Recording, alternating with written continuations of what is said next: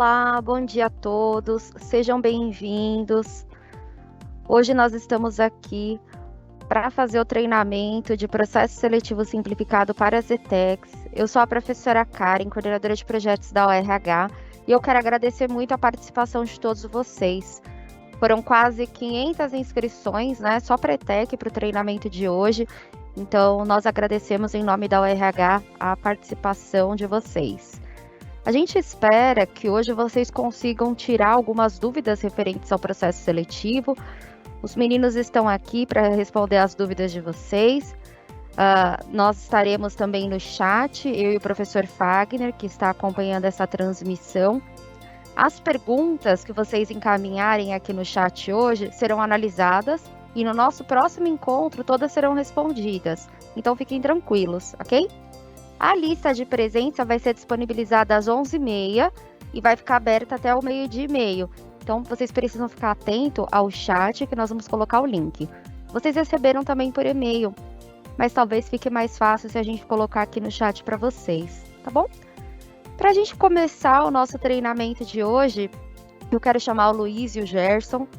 Luiz, o diretor do Departamento, né, de Seleção de Docentes e Auxiliares Docentes, e o Gerson, que é o assessor técnico administrativo aqui do departamento. Então, sejam bem-vindos. Meninos, um excelente treinamento para vocês.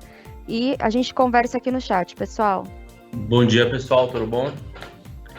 Para quem não me conhece, meu nome é Luiz, diretor do departamento, e nós vamos aí dar esse panorama geral sobre o processo seletivo simplificado.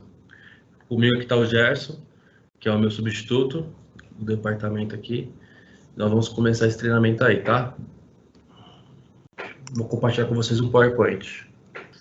Então, pessoal, só para vocês conhecerem um pouquinho o departamento, essa é a equipe. É composto por mim como diretor.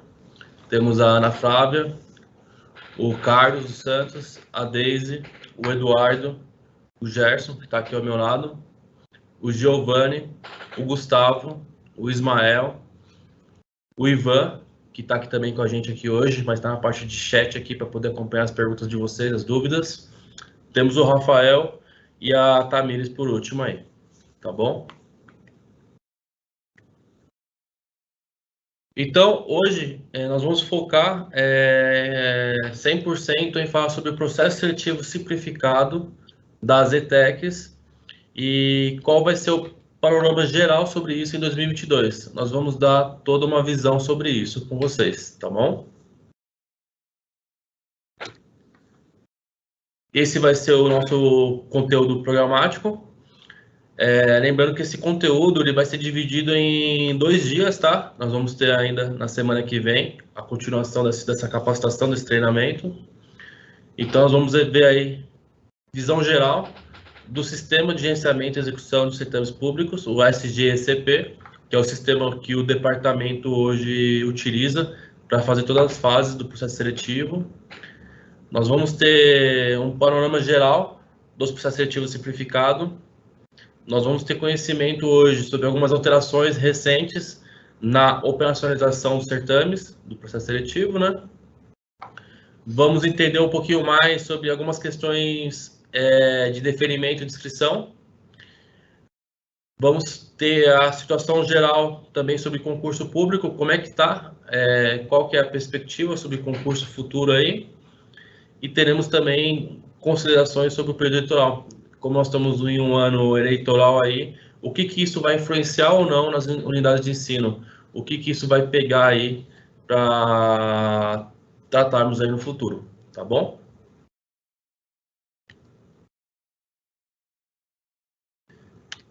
Então, como visão geral, nós temos aí o sistema SGECP, que foi implementado em 2016, e constantemente nós estamos tendo algumas atualizações do sistema.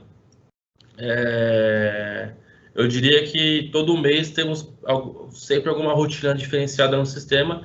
A mais recente agora foi sobre prorrogação de validade de processo seletivo, onde a escola consegue solicitar essa prorrogação de forma muito simples. O sistema, basicamente, ele é utilizado pelas unidades de ensino.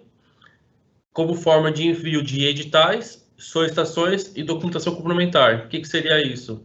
Dentro do sistema, vocês conseguem hoje encaminhar a solicitação de um edital de abertura, depois deferimento, mandar portaria. Documentação complementar seria quando nós pedimos a parte de convocação, onde você consegue mandar os termos de aceite, etc. Tá bom? Dentro do sistema hoje, você já tem disponível para vocês na aba de menu um relatório de todos os processos seletivos simplificados que estão em validade, onde você consegue ter uma lista de remanescentes. Perfeito?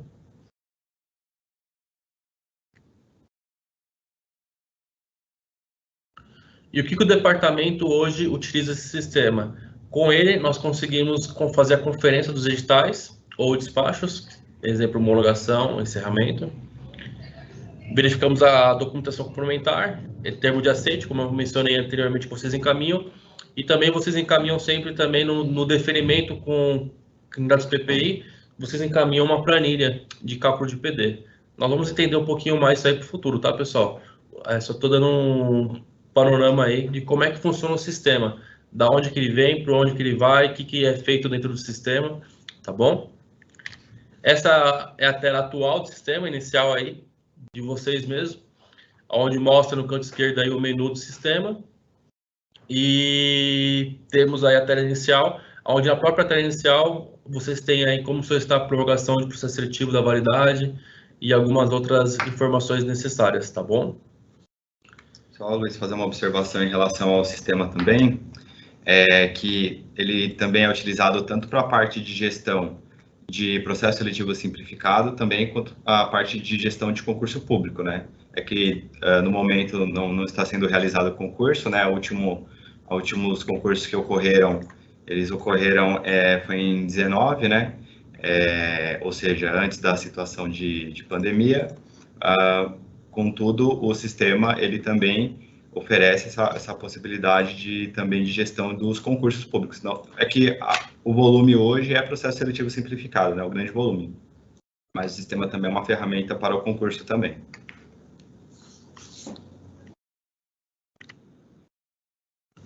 Então, vocês vão perceber que no menu nós temos lá no menu tem a PSS novo 2021. Então, é nesse menu PSS novo que vocês vão encaminhar sempre todas as fases do processo seletivo de 2021 em diante, onde nós tivemos algumas alterações para operacionalizar o sistema e as mudanças que tivemos que ter, né, para fazer o processo seletivo de 21. Então, lembrando, o PSS ele é regido da onde que vem essa regra do PSS?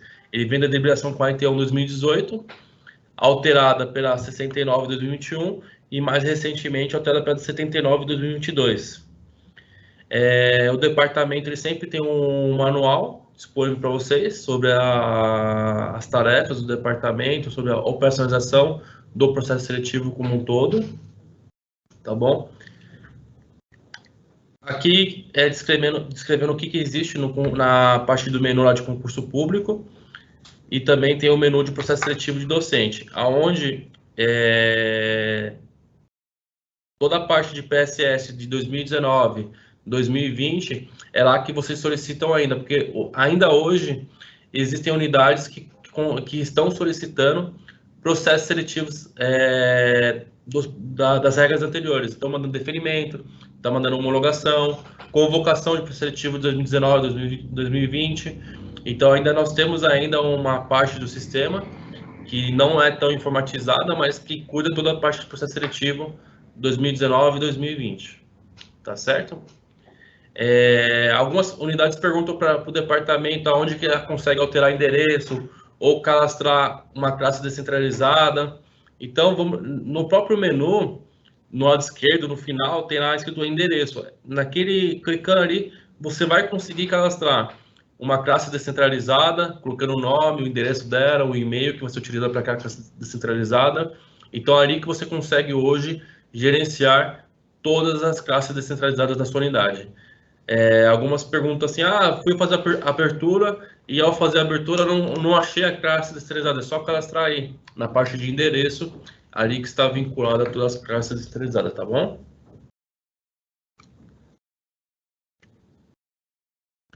Aqui é uma tela onde você, no próprio menu que eu falei para vocês, tem lá relatório, remanescentes PSS.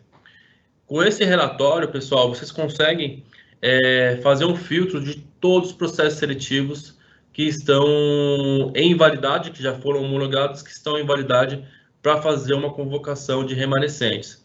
Isso, fazer uma convocação de remanescentes da sua própria unidade ou verificar se tem alguma outra unidade ao redor da sua ali que tem aquele componente.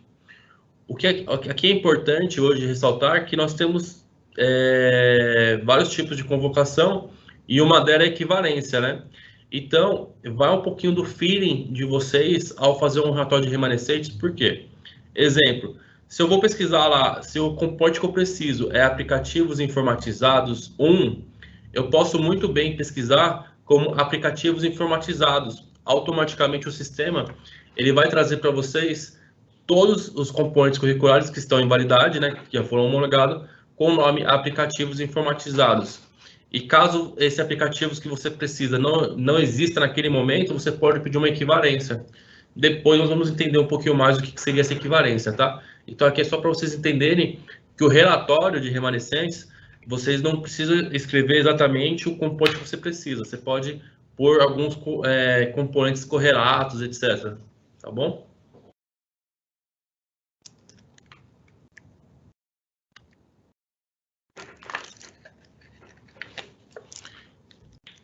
Continuando, nós vamos entender agora sobre os processos, como é que está o panorama geral hoje dos processos seletivos, porque às vezes nós não temos noção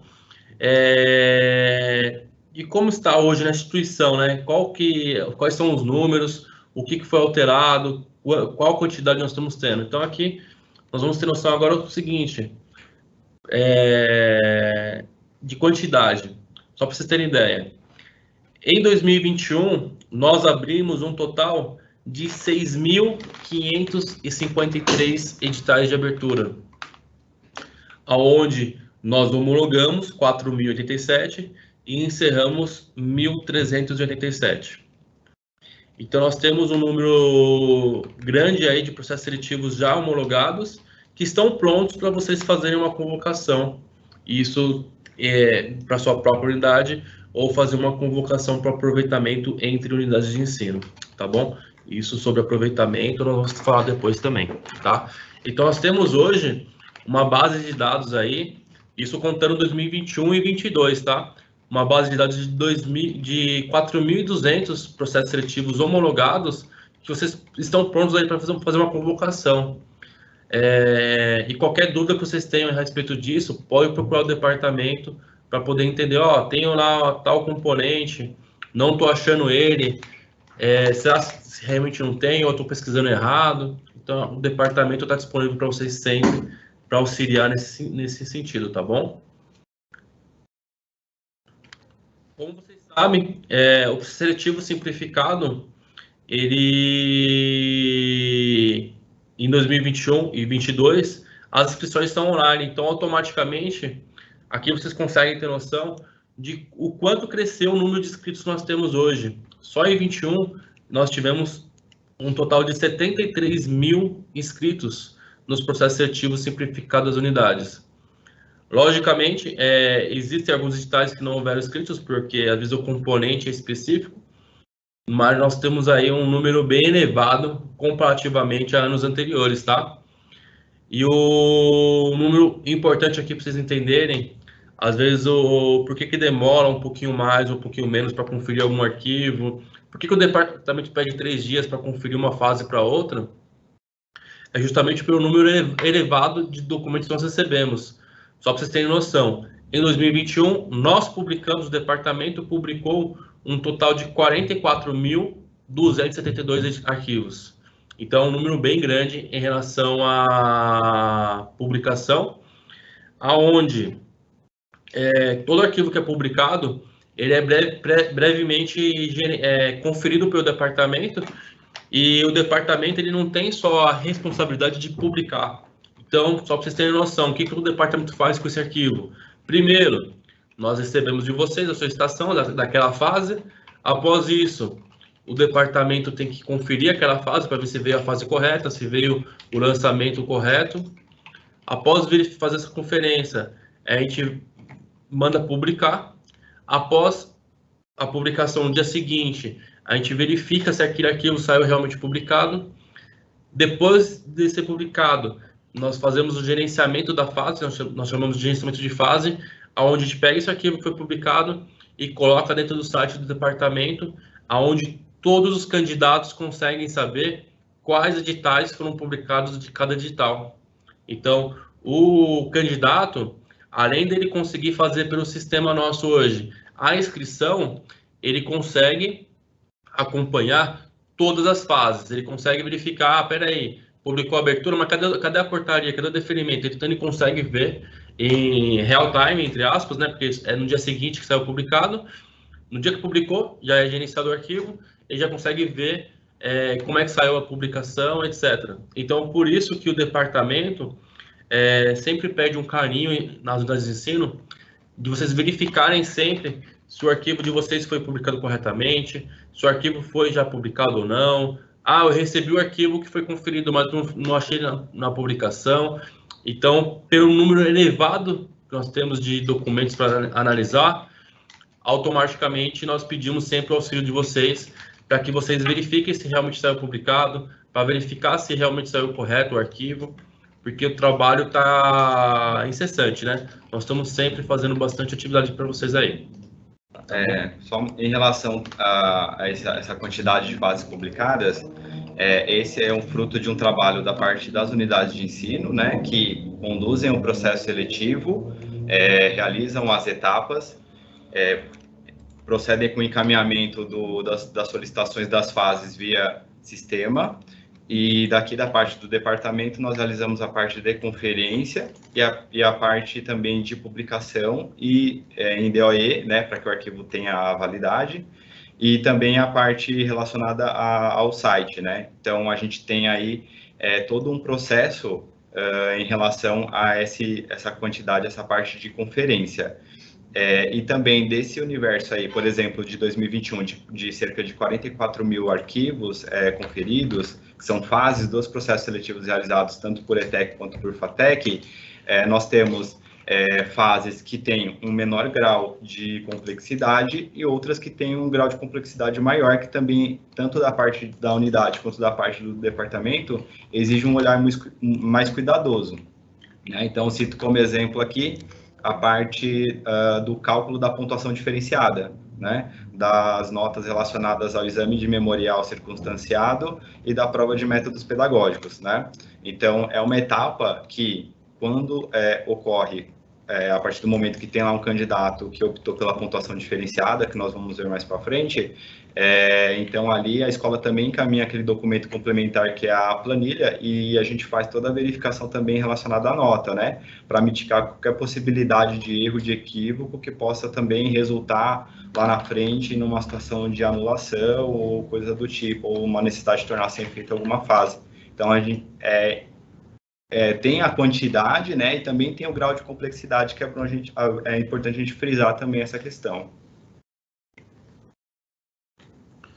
Então, pessoal, após entender aí o que aconteceu com o sistema, o que nós temos em relação a números, o que o departamento conseguiu produzir junto com vocês em 2021 e até agora, em dia 3 de abril, em 2022, vamos agora para a parte agora sobre o processo seletivo mesmo. Como é que funciona as etapas do processo seletivo? O que vocês efetuam? Tá? Então, lembrando novamente, o processo seletivo ele tem uma regra. Essas regras em si são feitas por uma deliberação. A deliberação que rege o processo seletivo simplificado das ETECs hoje é a deliberação 41/2018. Houveram duas alterações, que foram a 68/2021 e a 79/2022. A 68 foi alguns ajustes que nós fizemos para poder ter o PSS online, para que a gente consiga ter as inscrições, etc. online. A 79 eu vou mencionar daqui a pouquinho, mas em si foi para poder aumentar o número de candidatos que vão para a prova didática, tá? Para a prova de métodos pedagógicos. Então vamos lá. Vamos sempre relembrar que nas ETECs, o processo seletivo simplificado, ele é um cadastro reserva. Então você tem um cadastro docente. O que significa cadastro reserva? Significa que eu posso abrir um processo seletivo hoje para componente A, passar o prazo de validade e nem fazer uma convocação para aquele componente. Então, a unidade de ensino, por ser um cadastro reserva, ela tem total liberdade de verificar se realmente ela precisa fazer já um levantamento dos componentes que ela precisa. Eu vou ter alguém de licença daqui 6 meses, já vou abrir um processo seletivo para poder ter um cadastro reserva, que caso alguém não pegue aquela aula em ampliação, eu já tenho um processo seletivo já pronto ali para poder convocar um candidato. Eu sei que vou ter um curso novo para o ano de 2023, eu já posso abrir hoje um processo seletivo desse possível curso novo, com componentes desse curso. Então, esse levantamento, só a unidade de ensino consegue fazer, só ela consegue prever o que ela vai precisar ou não para o próximo semestre. Automaticamente, quando você vai abrir um processo seletivo, apesar de que hoje ele até que é rápido, demora, não é tão lento quanto antigamente, a unidade de ensino ela não pode abrir um processo seletivo agora em março, achando que ela tem que já admitir agora esse primeiro semestre. Então, ela tem que ter um controle, uma organização que vou abrir agora, no primeiro semestre de 2022, para poder convocar no segundo semestre. Já vou me organizar, já vou levantar o que eu vou precisar ou não. E esse levantamento só vocês conseguem fazer. De que forma? Automaticamente verificar quais são os professores que estão sempre afastados para exercer algum cargo de confiança ou para fazer projetos. Então, automaticamente você tem aqueles componentes que aquele professor ministraria, quem está afastado, então você pode sempre manter um cadastro reserva daqueles componentes. Professores que você sabe que licença gestante, um exemplo, que a professora vai sair de licença gestante, então você já pode fazer um cadastro reserva daqueles componentes que a pessoa vai sair ainda de licença. Então, essa previsão 100% é da unidade de ensino. Eu sei que vai ter um curso novo, qual é o curso tal, quais são os componentes daquele curso? Já abri um cadastro reserva, só vocês conseguem fazer isso, tá bom? Lembrando que o professor admitido, ele não preenche um emprego público, né? Ele só vai exercer a função de professor, perfeito? E a contratação dele é sempre por 1 ano, prorrogável por igual período.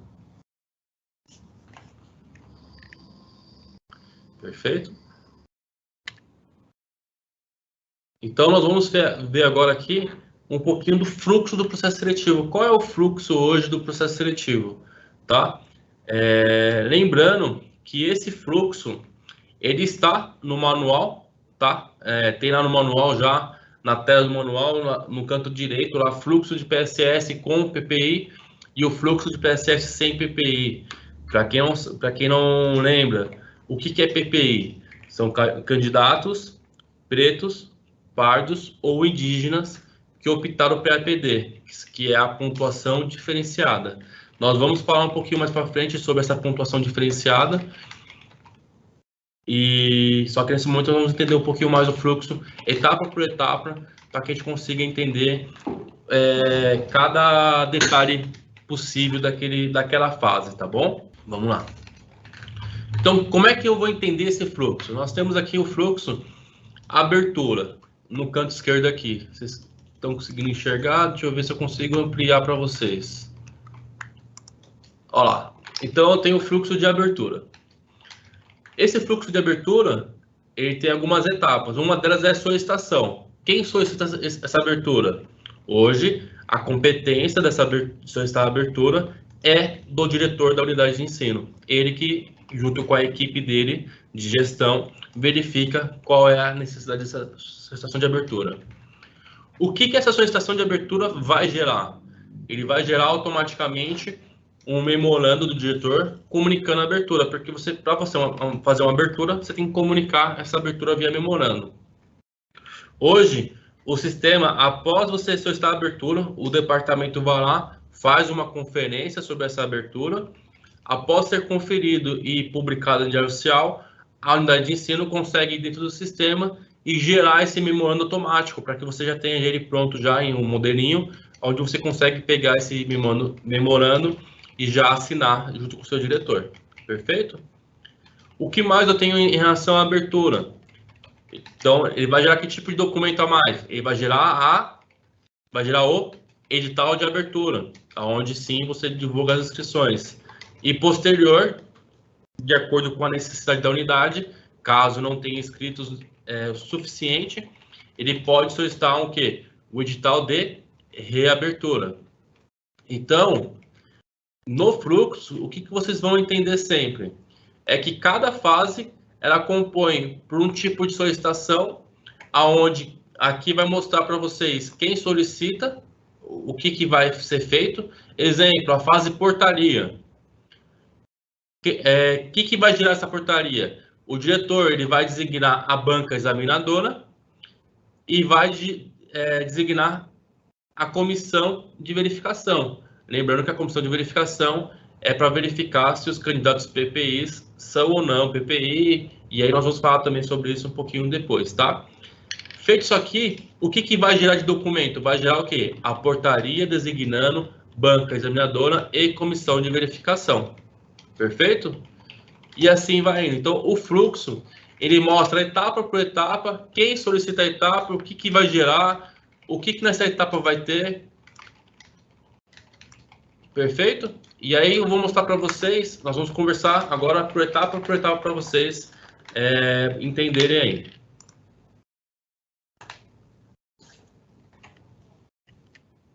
Vamos lá. Etapa de abertura.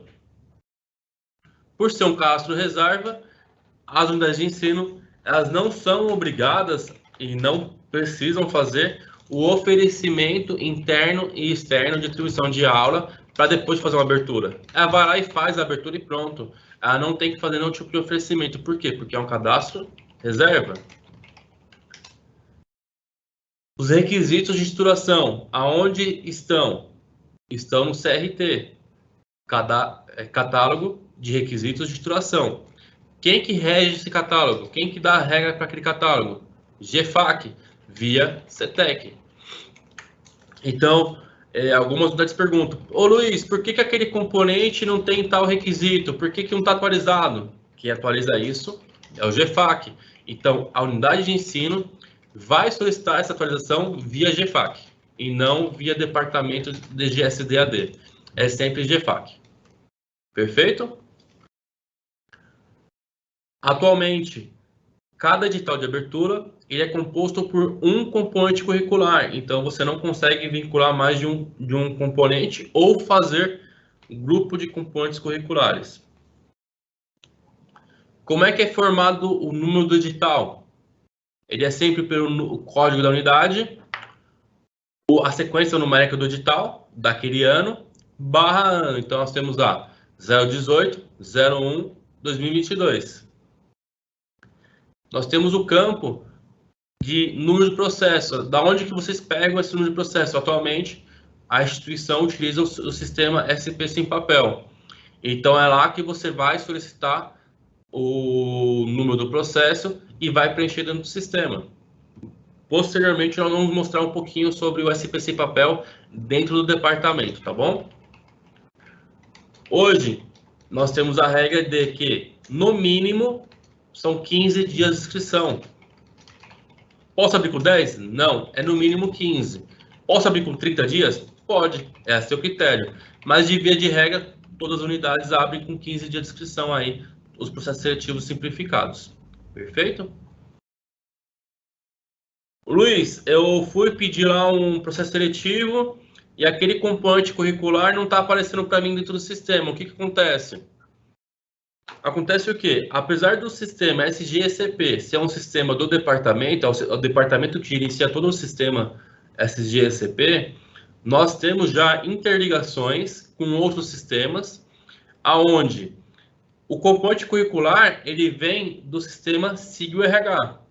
Então, automaticamente, se você não tiver uma turma cadastrada no SIG-RH, essa turma tem os componentes vinculados, não vai aparecer para você aquele componente para você fazer a abertura.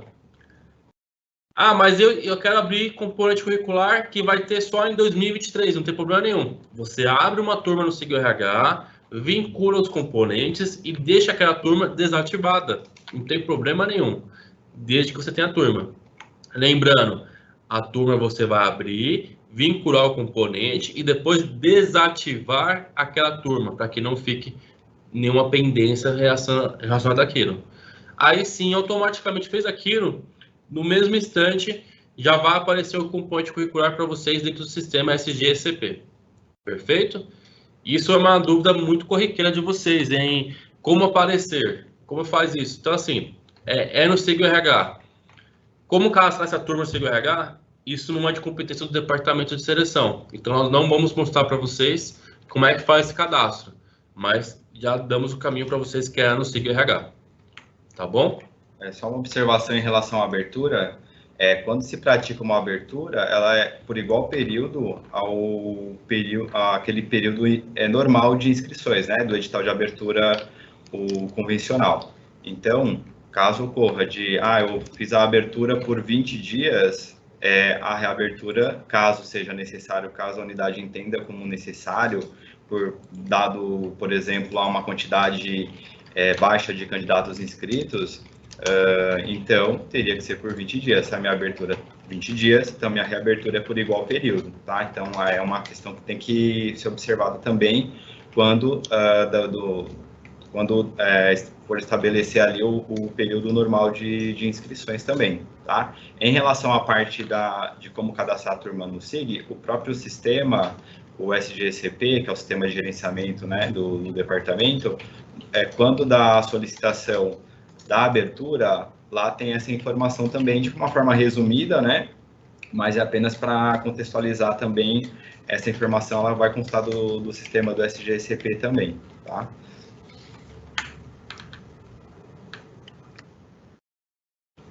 Então, como é que está hoje essa tela de abertura?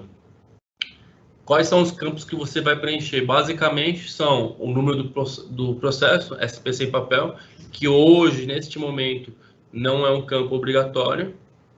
O sistema já te mostra uma data prevista de inscrição de início e fim, aonde é possível vocês alterarem essa data de início e fim. Perfeito? Você vai selecionar primeiro a habilitação, que é o curso, né? Depois da habilitação, você vai selecionar o componente curricular. Perfeito? O sistema já mostra para vocês uma prévia daquele cronograma, que toda abertura hoje ela é obrigatória ser publicada junto com o cronograma das fases, aonde vocês podem sim solicitar uma alteração desse cronograma, deixar ele mais próximo ou não, fiquem à vontade. Caso ele não seja cumprido, esse cronograma, vocês podem fazer um edital de alteração de cronograma, onde vocês conseguem sempre estar atualizando as etapas do processo seletivo, porque tem muitos candidatos que acompanham esse cronograma para poder entender quando que vai ser a prova, quando não vai ser, quando que vai ser homologado. Então, ali você tem essa previsão para que vocês utilizem, tá bom? Só uma informação aqui sobre a abertura. Neste momento que nós estamos em período eleitoral, o departamento ele está antecipando todos os períodos de inscrição para que dê tempo de fazer o processo seletivo ainda nesse primeiro semestre, tá bom? Então, nós estamos antecipando todos os períodos de inscrição. Ah, Maria Luísa, eu pedi para maio, por que antecipou para abril a inscrição? Porque o departamento está se organizando para que faça o mais rápido possível aquele processo seletivo, para que você consiga ter esse candidato disponível para o segundo semestre. Mas depois nós vamos entrar na parte de eleição, e aí sim eu vou explicar um pouquinho mais do o que vai influenciar ou não nessa parte de período eleitoral. Perfeito? Então, acabou o edital de abertura. Qual que é a próxima fase? Início de inscrição. Aí entra uma das atualizações que nós fizemos nesse PSS em 2021. Anteriormente, vocês vão lembrar que os candidatos eles tinham que, unidade por unidade, se inscrever no processo seletivo e entregar lá o memorial na fase que fosse convocado. E o que nós ganhamos com isso? Em ser online, automaticamente, de qualquer local do Brasil, o candidato que tiver interesse, ele consegue fazer uma inscrição no processo seletivo nosso hoje, então nós não temos mais aquela barreira. Uma coisa importante hoje, antigamente você, quando fazia uma abertura de inscrição, vocês colocavam o horário que iria ocorrer a inscrição. A inscrição vai ocorrer das 8 às 10. Automaticamente vocês tinham que disponibilizar uma pessoa da sua unidade ali para receber aqueles candidatos para fazer inscrição. Hoje não. Hoje você tem todo aquele período de inscrição disponível de forma online, onde ele consegue fazer toda a inscrição preenchendo um formulário, basicamente. Dentro do formulário de inscrição, o que nós temos hoje? Nós temos fotos, caso o candidato seja um PPI, preto pardo. Esse candidato, se ele optar pela PD, ele tem que subir uma foto obrigatoriamente. Se ele for um candidato indígena, ele vai subir o documento RANI dele. O que mais o candidato faz hoje? Ele sobe um memorial com toda a documentação comprobatória. Essa documentação, obrigatoriamente, ele sobe em arquivo PDF de no máximo 25 megas. Perfeito? E se tiver em um formato diferente de PDF, o correto é você indeferir. Aqui é só um exemplo de um motivo de indeferimento, mas depois nós vamos entrar mais a fundo em relação a deferimento e indeferimento de inscrição. Tá, essa parte aí, Luiz, importante salientar também que todas essas orientações relacionadas à foto para os candidatos autodeclarados pretos, pardos e indígenas, né, que vão optar pela pontuação diferenciada, a questão de subir o RANI, o memorial, o tamanho do memorial, o formato do arquivo do memorial, todas essas informações, elas já constam para o candidato no edital de abertura de inscrições, né? Então, lá no próprio edital de abertura, tem ali bem detalhado para o candidato, por exemplo, para ter a pontuação diferenciada, o que ele precisa fazer, né? Para não ter, de repente, uma situação de um indeferimento por conta do memorial sem análise do mérito, ou seja, de repente ali o memorial em formato zipado, por exemplo, em que ele junta todos os arquivos em uma pasta zip, para não ter esse indeferimento. Então, o próprio manual, o próprio edital, ele já traz, né, as informações necessárias para o candidato, né? Então, o que a gente tem observado também alguns questionamentos de escolas, né, em relação a isso, porque o candidato subiu um arquivo .docx, por exemplo, né, o arquivo Word, ou porque o candidato subiu um arquivo zip, né? Então, são situações, né, de indeferimento, e se o candidato ele subiu o arquivo de formato, de tamanho diferente em relação ao memorial, ele deixou de observar uma orientação expressa no edital, né, que é o que vincula a administração ao candidato, né? Então, é caso de indeferimento mesmo. E só um print para vocês de como é que é esse formulário de inscrição, como é que o candidato se inscreve. Basicamente, no início da inscrição, ele preenche o número do CPF. Esse número de CPF sendo válido, ele avança já para as informações gerais. O que são informações gerais? Ele vai preencher o nome completo, nome social, data de nascimento, e-mails, etc. O que é importante ressaltar aqui, pessoal? O candidato, ele, infelizmente, ele não lê a própria tela de inscrição dele. Então, tá lá na tela, nome completo de acordo com o documento oficial. Que documento oficial? Um RG, um CPF, uma carteira de trabalho. Só que ele vai lá e abrevia. Ele vai lá e coloca, de ver o nome completo e põe professor. Não sei. Hoje o departamento ele recebe diversos problemas hoje em relação ao nome completo do candidato. Então, nós temos que ressaltar o seguinte, que o problema não é do departamento ou do sistema de inscrição. O problema é do candidato que não está fazendo uma leitura correta ao fazer uma inscrição. Ele não está dando a atenção necessária para fazer aquela atividade. Ao optar ali no próprio sistema, mostra assim, utilizar nome social, sim ou não? Se ele pôr sim, o sistema carrega um text box, uma caixinha, para que ele preencha o nome social. E, em si, na própria inscrição, o sistema já mostra para ele assim, ó, nome social, o que é o nome social? Ó, nome social é a designação pela qual a pessoa travesti ou transexual se identifica socialmente reconhecida. Ela é socialmente reconhecida. De acordo com o quê? Com o decreto 55588 de 2010. Então, na própria tela, mostra para o candidato que, nome social é se você é travesti ou transexual. Só que tem candidato que não lê a tela e vai lá e põe um apelido como nome social. Novamente, a culpa não é do departamento, a culpa não é da unidade, a culpa não é do sistema. A culpa, nesse sentido, ao meu ver, é do candidato não fazer o preenchimento com a devida atenção. Perfeito?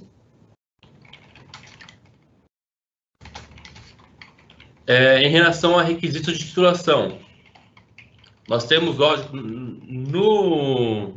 na ficha de inscrição, o candidato ele passa por 5 etapas, tá? Ele passa pela etapa dados gerais, PPI, requisitos de titulação, memorial e validação. Então, nós vamos citar agora sobre a parte de requisitos de titulação. Na parte de requisitos, no formulário de inscrição, já mostra para o candidato que ele tem que preencher a titulação com a qual ele quer concorrer. Mas eu tenho 5 bacharelados. Não importa. Com qual você vai concorrer a esse processo seletivo? Com XYZ? Então, preenche esse dentro do formulário. Novamente, o próprio sistema mostra para ele que, candidato, os requisitos de titulação, olha lá, os requisitos de titulação compatíveis estão aonde? Estão no tal de abertura, e o candidato pode, no campo, preencher mais de uma titulação, caso seja necessário. Então, hoje, ele fica à vontade de selecionar uma formação e preencher, caso ele tenha mais de uma, para concorrer àquele processo seletivo. Perfeito? O que eu convido vocês que estão aqui participando? Faça uma inscrição em algum processo seletivo de alguma unidade, veja como que é realmente aquele formulário de inscrição, se realmente existe uma dificuldade em relação a esse preenchimento. Caso haja alguma dificuldade, fique à vontade de contratar o departamento para demonstrar para nós se tem alguma falha, porque é o que nós falamos desde o começo. O sistema nosso, ele está constantemente atualizando, então sempre nós tentamos fazer melhorias para que facilite esse trabalho. Algumas melhorias dependem de questões técnicas, então a gente não consegue fazer com a agilidade que nós gostaríamos, porém, sempre estamos fazendo aí, tá bom? Só uma observação também em relação a gente pulou da parte 1, dados gerais, para a parte 3, que seria de requisitos de titulação. A parte 2, que é relacionada ao PPI, ela é simples, tá? E não causa situação de dúvidas, né? Porque na parte 2 do formulário, que trata do PPI, o candidato ele vai se autodeclarar da forma que ele entende, né? Da forma como ele se enxerga, digamos, né? Então, ali ele vai selecionar que ele é preto, ou ele é pardo, ou ele é indígena, ou ele é branco. E, sendo preto, pardo, indígena, ele pode optar pela pontuação diferenciada. E se optar pela pontuação diferenciada, daí ele vai subir a foto que tratamos anteriormente, né? Ou, se colocando na condição de indígena, ele vai subir o RANI. O RANI é um documento de registro do índio, né? Pode ser dele ou do genitor, que em relação ao RANI, o indígena. Do candidato preto ou pardo, ele tem que subir uma foto dele, tá? Lembrando que quem vai verificar se o candidato é PPI ou não é a comissão de verificação. Ela que vai verificar se o candidato subiu uma foto mostrando que ele é PPI, ou se ele subiu um documento que ele é RANI, um documento RANI que ele é indígena. Então, quem verifica isso é a comissão de verificação. Caso a comissão de verificação fique em dúvida em relação àquela foto, mas espera aí, na foto eu acho que você não é pardo, como você diz aqui no formulário, eu acho que você é branco. Ela pode, em caso de dúvida, solicitar que o candidato entregue um novo documento. E aí tem um formulário, tem um edital, justamente para fazer essa convocação para o candidato, tá bom? Então, nós temos essa atividade também aí. O memorial, como foi falado anteriormente, ele tem um tamanho máximo de 25 megas. Obrigatoriamente, ele tem que ser subido em formato PDF. Se não for PDF, é um motivo já para ser indeferido. Perfeito? O que acontece, pessoal? Após o candidato passar por essas etapas, 1, 2, 3 e 4, ele passa para a etapa 5. O que a etapa 5 é? A validação. Essa etapa de validação mostra para o candidato todas as informações que ele preencheu no formulário de inscrição. Ele mostra para o candidato um formulário de inscrição inteiro. Seu nome é tal, você preencheu o nome social, você subiu foto, você fez isso, o seu memorial é esse, Aí sim, aparece um botão, validar essa inscrição, você deseja realmente prosseguir? Se ele não fizer isso, a inscrição dele não é efetuada. Então, ele tem que clicar naquele botão, aceito os termos lá e prosseguir com a inscrição. Então, o candidato que alega que ele não viu o preenchimento da inscrição dele, não viu as informações preenchidas, está equivocado, porque ele tem uma matéria específica de validação, onde mostra para ele todas as informações daquela inscrição dele, para que ele valide ou não. Atualmente, o candidato ele não pode fazer nenhum tipo de correção em relação ao arquivo de memorial que ele sobe no sistema. Se ele subiu um arquivo de memorial errado, ele não consegue enviar outro, nem solicitar o cancelamento daquela inscrição. Não tem como fazer isso. Perfeito? Atualmente, o que ele consegue fazer? Ele consegue fazer um formulário de correção de informações pessoais. E o porquê que esse formulário de correções pessoais nós liberamos para o candidato?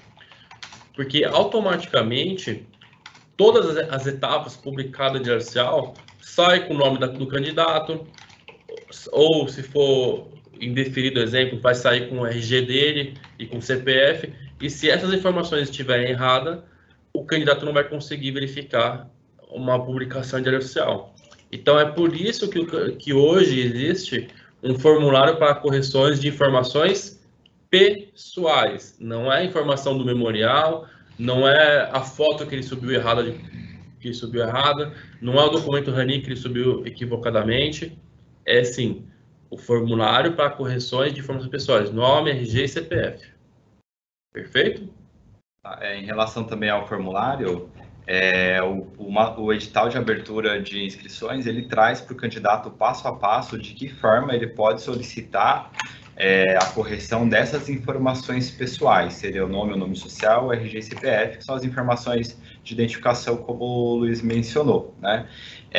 E também no edital de abertura, o candidato também tem a informação de que maneira ele faz para baixar um modelo de memorial circunstanciado, né? Que basicamente ele possui, né, neste modelo de memorial tem as informações necessárias sobre a questão de titulação dele, de experiência profissional, que são contabilizadas para esse exame de memorial, né? E também as referências dos tipos de documento que também são utilizados, né? Então, essas informações, esse direcionamento, ele consta no edital de abertura de inscrições.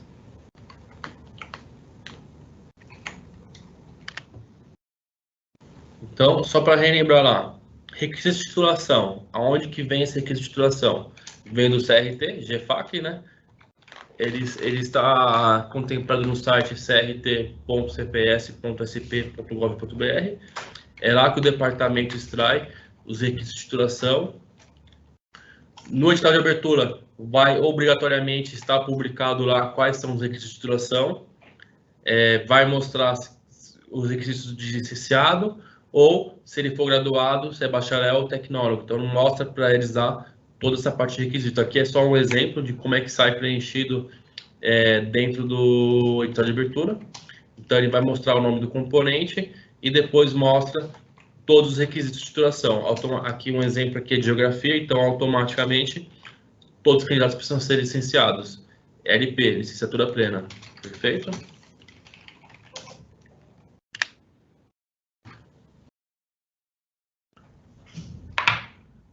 No próprio formulário de inscrição, nós mostramos para você o seguinte, que tem lá a parte de nome social. Para quem serve o nome social? Novamente, transexual ou travesti, e isso está contemplado no decreto 55588/2010, lá que tem as regras sobre esse nome social. Outras situações que podem ocorrer dentro do edital de abertura. Uma candidata que vai fazer uma prova, ela pode preencher um formulário dizendo que é uma candidata lactante, onde ela vai ter que ter algumas regras ao fazer uma prova didática. Tem lá no próprio edital, no manual, e tem esse formulário de preenchimento. Tá? Um cara com deficiência também ele preenche o formulário de inscrição, demonstrando que ele é deficiente, mostra que tipo de deficiência que ele tem, e ele tem que colocar até o CID dessa deficiência, aonde você vai, se ele for convocado para uma prova, vocês vão verificar se ele precisaria ou não fazer uma prova de forma diferenciada. Um exemplo, ele é cadeirante, então automaticamente você não vai fazer a prova no primeiro andar caso você não tenha um elevador ou uma rampa de acesso, vai ter que fazer no térreo. Então são algumas situações que só vocês ali dentro da unidade de ensino conseguem verificar. Então, novamente, sobre a correção de informação pessoal, o que o candidato consegue fazer a correção? Nome social, tirar o nome social, caso seja necessário, corrigir o RG ou RNE e corrigir o CPF. Ele vai preencher um formulário de correção, encaminhando para a unidade de ensino, onde a unidade de ensino vai encaminhar para o e-mail do departamento, dgsdad.etec@cps, tá? Então, é para esse e-mail que vocês vão encaminhar todos os formulários de correção de nome ou de informação pessoal. O candidato ele tem que também, quando dá a solicitação de correção dessa informação, ele também junta a essa solicitação uma cópia de um documento que contém essa informação, geralmente o documento de identificação, né? Onde vai ter o número dele, por exemplo, se ele errou no CPF, então ele vai no site, ele vai baixar o formulário, vai encaminhar para a escola juntamente com um documento que contém o número do CPF dele, né? Que daí ele faz essa solicitação e a escola encaminha para nós para que possamos fazer os devidos ajustes no sistema. Sobre esse tipo de inscrição, nós tivemos alguns casos recentes de candidato que fez 3 inscrições no mesmo edital, com CPFs diferentes, para que na última inscrição ele tenha o memorial preenchido corretamente, porque ele errou todas as inscrições. Então, assim, o departamento automaticamente não vai corrigir a informação de candidato aonde ele está tendo má fé, né? Está tendo uma má fé em fazer várias inscrições no mesmo edital com CPFs diferentes, para que ele consiga subir o memorial correto, porque ele sempre foi preenchendo de informação errada. Isso aconteceu, até parece estranho, mas aconteceu recentemente, aonde o candidato preencheu lá nome A, memorial tal, depois nome A, memorial tal, e sempre esqueceu de subir alguma informação no memorial. E aí depois ele foi lá e pediu para fazer uma correção. O departamento não vai corrigir, porque aí é uma má-fé daquele candidato, aonde a gente vai lá e vai tornar insubsistente aquela inscrição, tá? De acordo com a análise, lógico, é uma análise completa que nós temos que fazer em relação a esse candidato para que seja efetuada aquela inscrição. Perfeito? Lembrando que todas essas regras existem no edital de abertura. No edital de abertura mostra lá, ó, você só pode fazer uma inscrição. Ó, você vai conseguir alterar o memorial. Olha, você não consegue alterar a foto que você subir. Então, nenhuma informação que eu estou passando para vocês é informação que o candidato não possui. Ele possui todas essas informações, tanto no edital de abertura, quanto no próprio formulário de inscrição, onde, ao finalizar a inscrição, ele assume um termo lá que mostra que ele não vai conseguir alterar nenhuma informação que ele preencheu, caso ele avance. Então, os candidatos, eles não podem alegar desconhecimento aí. Perfeito?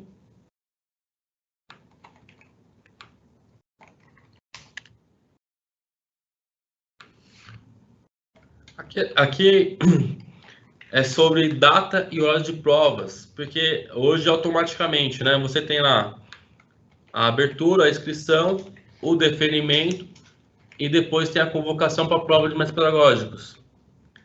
Ao convocar candidato para a prova de métodos pedagógicos, existe uma regra. Essa regra não é o departamento que dá. Essa regra é uma lei que existe que passa regras de aplicação de prova. Então, tem a lei lá 12.142, 2005, onde ela descreve algumas regras para efetuar uma avaliação. Exemplo, as provas vão ocorrer de domingo a sexta-feira, entre horas das 8 às 18. Então, elas precisam iniciar entre as 8 e as 18. Muitas unidades de ensino encaminham para nós aqui, colocando às 19 horas, colocando a prova às 20 horas. Então, o departamento, ele reprova, pedindo para que vocês se adequem a essa lei. É uma lei, nós temos que cumprir, não podemos deixar de cumprir essa regra, tá bom? E, opcionalmente, a escola consegue fazer a prova também aos sábados.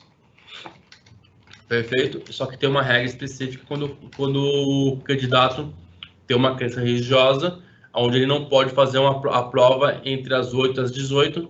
Então, tem uma regrinha específica, onde ele vai ter que preencher um termo e dirigir a auditoria da escola, explicando que tem a religião dele, etc. E aí ele vai ter que fazer uma prova diferente, caso seja necessário. É uma coisa que acontece muito pouco aí na instituição, pelo menos o departamento não recebe muitas dúvidas sobre isso, tá? Só para reforçar, então, a prova ela pode ocorrer aos sábados, tá? E cabe ao candidato, né, por força de crença religiosa dele, solicitar, porque ele guarda o sábado, né, dependendo da religião, então caberia ao candidato solicitar a aplicação dessa prova após as 18 horas, mas cabe ao candidato, é prerrogativa dele.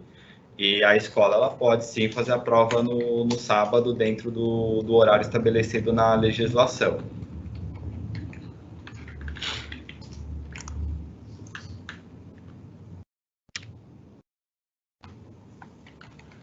Então, nós vamos entrar aqui agora num tema bem complicado aí para as unidades de ensino, que sempre gera bastante dúvida, né, nas unidades de ensino, em relação ao deferimento e indeferimento de inscrição. Então, vamos lembrar o seguinte: o deferimento e indeferimento de inscrição, quem é que faz esse deferimento e indeferimento de inscrição? É o diretor da ETEC.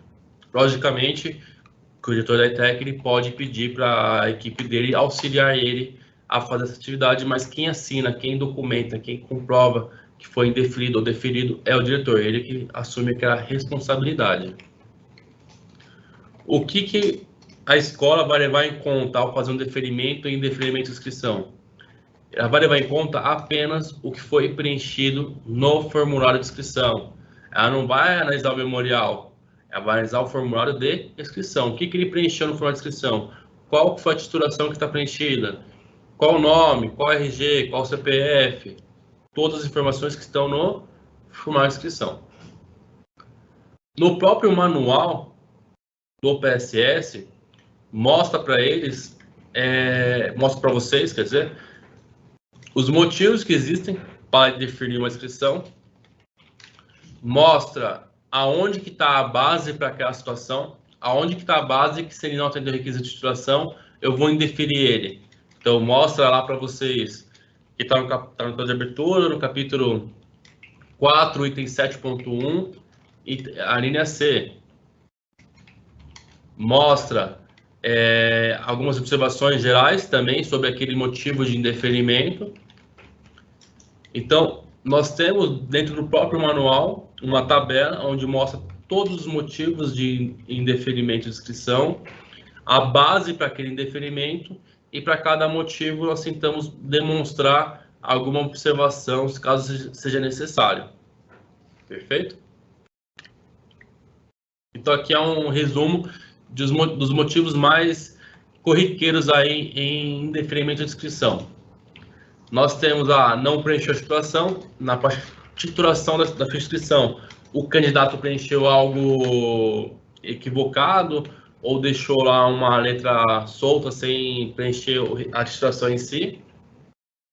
A titulação que ele preencheu na ficha de inscrição não contempla o CRT que foi publicado no edital de abertura, não contempla os requisitos do edital de abertura, então ele preencheu lá que ele tem a titulação A, só que quando você foi verificar no edital de abertura, essa titulação A não existe no edital de abertura. O que você vai fazer? Você vai indeferir. Você não vai verificar o memorial para ver qual titulação que ele anexou. Você já vai indeferir aquele candidato pelo que ele preencheu na ficha de inscrição. Outro motivo que acontece muito para indeferimento de inscrição é quando o candidato não sobe o memorial. Então, exemplo, ele preencheu a ficha de inscrição correto. Ao subir o memorial, ele subiu lá só a cópia do RG dele. Ele subiu lá um arquivo zip. Ele subiu lá um arquivo, sei lá, comprovante de residência. Então, já é motivo de indeferimento de inscrição por não subir o memorial, a documentação comprobatória correta. Então, ali é um dos motivos que acontece bastante. Deixa eu ver aqui.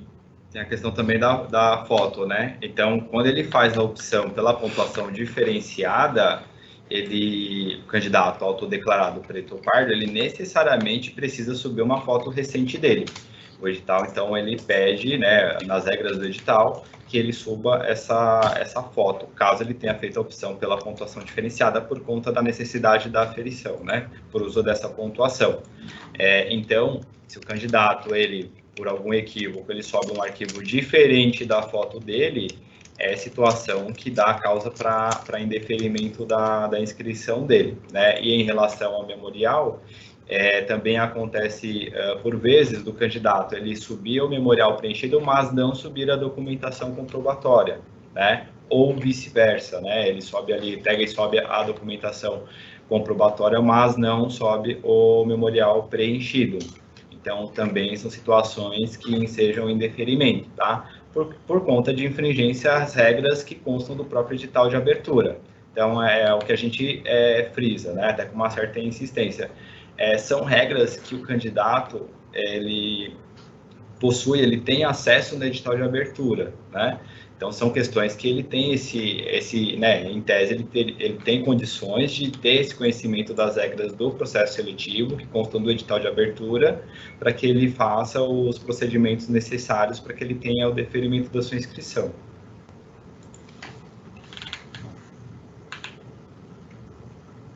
Então, após a escola fazer o deferimento e indeferimento de inscrição, ela vai fazer a análise do memorial. A análise do memorial é feita apenas de candidatos deferidos. Eu não vou verificar a análise do memorial, fazer o exame do memorial circunstanciado de todos os candidatos. Só vou verificar de qual foi deferido. Então, lembrando que o exame memorial ele é eliminatório e classificatório. Por que eliminatório? Porque se ele não mandou o memorial correto, ele já é eliminado porque vai ser indefeita a inscrição dele. Ela se baseia 100% na documentação comprobatória, junto com o anexo que tem lá. O candidato ele preenche um anexo de memorial e junto nesse anexo ele vai juntar os documentos comprobatórios para que ele consiga anexar no sistema. Lembrando que essa análise do memorial é feita por quem? É feita pela banca examinadora que foi designada pela portaria. Então, antes de fazer a etapa de deferimento, houve uma publicação da fase portaria. Essa fase portaria designou uma banca examinadora para verificar lá se os candidatos têm ou não a pontuação, o requisito, os documentos comprobatórios. Então, é essa banca que verifica todo o memorial circunstanciado. Hoje, esse memorial está em formato online, então a banca consegue, com o link que a escola vai mandar, que a unidade encaminha para o membro da banca, eles conseguem fazer de alguma forma essa análise do memorial. Perfeito?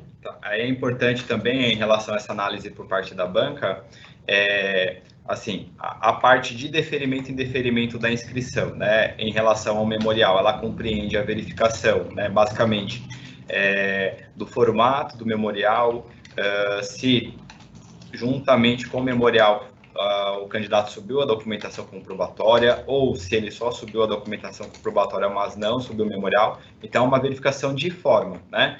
Essa verificação de forma que ela passa pelo crivo do deferimento e indeferimento, que isso é feito pelo diretor. A banca, ela vai fazer uma análise de mérito da documentação, ou seja, a partir do momento que, por conta do deferimento, foi constatado que o candidato subiu o memorial e subiu a documentação comprobatória da forma como dispõe o edital de abertura, a banca ela vai fazer uma análise dessa documentação e, por meio dessa análise, a banca ela vai atribuir a pontuação do candidato no exame de memorial circunstanciado. Lembrando aqui, pessoal, só relembrando um pouquinho a parte de inscrição, que eu vi que tem uma dúvida de vocês aqui. O candidato, após subir um documento, um memorial, ele não consegue complementar aquele memorial. Não é possível. Ele lê o documento dizendo que, ó, ao fazer a inscrição, você não vai poder alterar. Então, ele não pode, em hipótese alguma, encaminhar por e-mail para a escola ou refazer pelo sistema aquela inscrição, anexando mais um documento do memorial. Hoje, atualmente, é esta a regra. Não quer dizer que no futuro nós não vamos fazer algum tipo de melhoria, mas neste momento essa é a regra e nós temos que seguir a regra à risca, né? Então não pode, em hipótese alguma, complementar o documento, tá bom?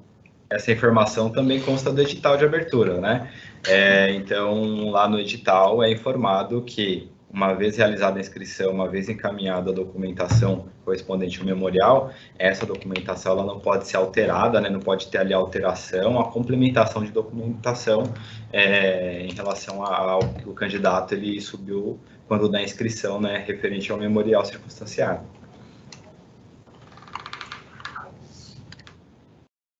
Voltando ao exame de memorial, a nota dele é de 0 a 100 pontos.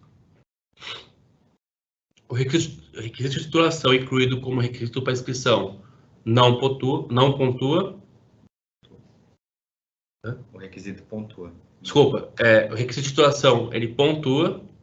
O que não vai pontuar? 2 ou mais formações acadêmicas do mesmo tipo.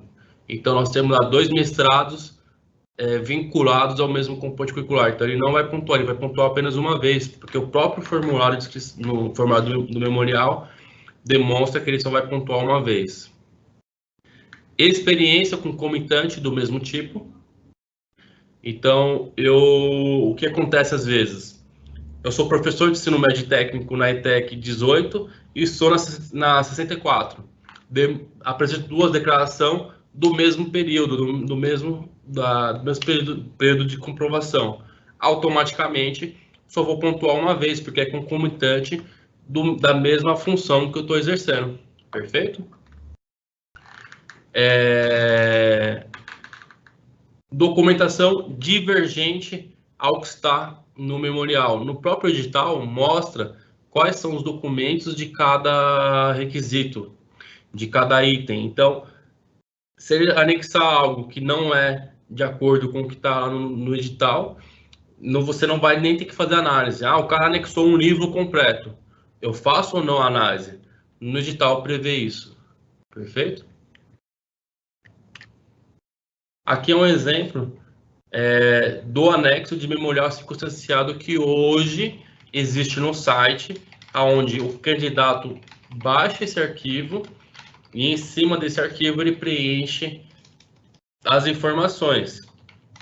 Então, o que acontece? Aqui mostra para ele já algumas orientações preliminares, mostra já para o candidato o que ele não vai ser pontuado.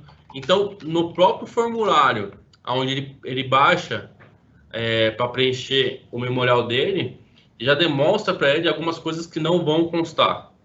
Se ele insiste em colocar coisa errada, novamente, a culpa não é do departamento ou do sistema. A culpa é do candidato de não fazer a inscrição corretamente com a atenção necessária. Perfeito? Aqui, ó. Doutorado, mostra qual é o curso, instituição, concluído em que ano, e mostra qual documentação comprobatória é aceita para esse doutorado. Então, nós aceitamos se tiver um diploma, se tiver um certificado de conclusão, uma declaração ou o atestado de conclusão de curso. Então, esses 4 documentos aqui, ele pode anexar para comprovar que ele tem doutorado. Ele pode anexar o papel de pão escrito que ele concluiu? Não. Quer dizer, anexar ele pode. Ele só não vai pontuar porque ele não anexou o documento correto. Ah, mas ele anexou lá o trabalho de conclusão dele. Ele não anexou o diploma, não anexou o certificado, não anexou a declaração e não atestado. Ele anexou, no lugar disso aí tudo, ele anexou o trabalho de conclusão de 1000 páginas. Vai ser aceito? Não. Qual documento é aceito para pontuar nesse item? Diploma, certificado, declaração ou atestado? Então, aqui para vocês, ao fazer uma análise, vocês conseguem verificar todos os documentos que são ou não aceitos para cada etapa. E nesse anexo também, ele traz, além daquela parte que mostramos anteriormente, que é um resumo das orientações do edital, ele também traz a pontuação que o candidato ele consegue atingir para cada um dos tipos de, seja no caso, formação acadêmica ou até mesmo experiência profissional. Então, veja que, por exemplo, caso ele apresente, né, ele anote no memorial que ele vai apresentar ali a titulação dele de graduação, ele marca que é um diploma, ele vai, depois de análise, né, ele vai atingir lá os 5 pontos. Aí, por que não pontua, no caso, documentação acadêmica, né, de formação acadêmica de mesmo tipo 2 vezes? Porque é estabelecido, por exemplo, para a licenciatura ou graduação, um total de 5 pontos, né? Então, esse é o máximo que ele pode chegar, portanto, é apenas, no caso, ele comprova uma titulação, no caso aqui de licenciatura ou graduação. Lembrando que todos os documentos que demonstram para ele se ele pode pontuar ou não, estão aonde? No edital de abertura. Então, o candidato hoje, ele possui um edital de abertura muito rico em informações. Não é pouco, é muito. Tem vários detalhes do próprio edital que demonstra para ele o que ele pontua, como é que ele vai comprovar aquele item. Exemplo, para experiências profissionais como professor, o que é aceito? Então, é aceito uma declaração, é aceito uma carteira de trabalho, é aceito... deixa eu ver aqui, a carteira de trabalho... Desde que, aqui, ó, e aqui mostra, ó, para experiência profissional como professor, eu aceito a sua carteira de trabalho. Porém, ó lá, carteira de trabalho, bem como de outras páginas, que permitem identificar a empresa, instituição, função, cargo ou emprego, tempo de serviço e componente curricular ou disciplina ministrada. Porque não adianta ele mostrar para mim uma carteira de trabalho falando assim, ó, eu fui professor. Tá, mas professor do quê?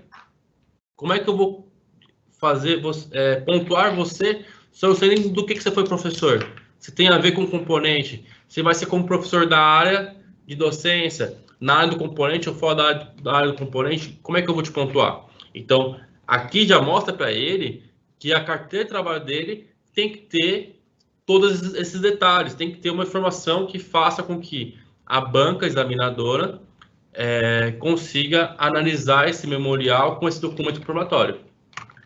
Então, é o que eu falo para vocês. O candidato, ele sabe o que serve ou não para comprovar aquele requisito de titulação. aquele requisito de experiência, de documentação comprobatória. Tá bom?